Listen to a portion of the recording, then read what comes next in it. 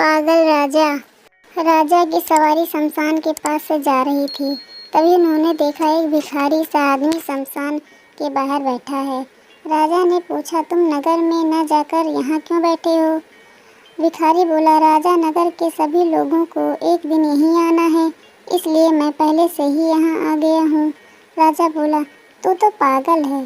जब तेरी बारी आएगी लोग तुझे अपने आप ही यहाँ ले आएंगे। भिखारी बोला, तुमको भी यहीं आना है एक ना एक दिन। राजा बोला, तुम तो वास्तव में घोर पागल हो।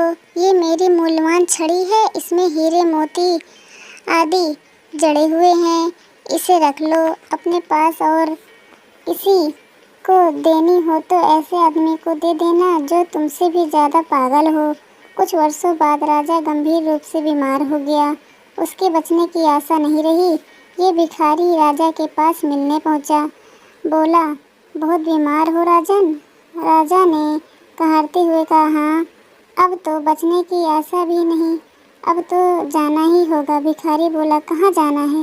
राजा बोला, यहाँ कैसे मालूम होगा, किसी को पता नहीं, तू तो पागलों जैसी बात करता है। भिखारी बोला, कोई सामान तो भेज दिया होगा, अपने मंत्री या सचिव को वहाँ से भेज दिया होगा प्रबंध के लिए। राजा बोला, तुम वही पागल के पागल हो, ये सब कुछ कैसे हो सकता है?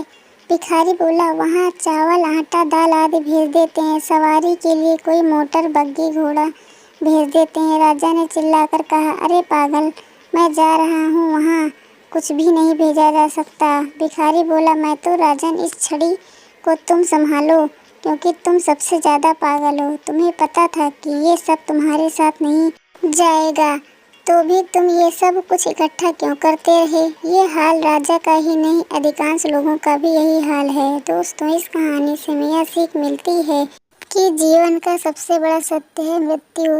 इससे संसार का कोई भी व्यक्ति इनकार नहीं कर सकता, फिर चाहे राजा हो या भिखारी।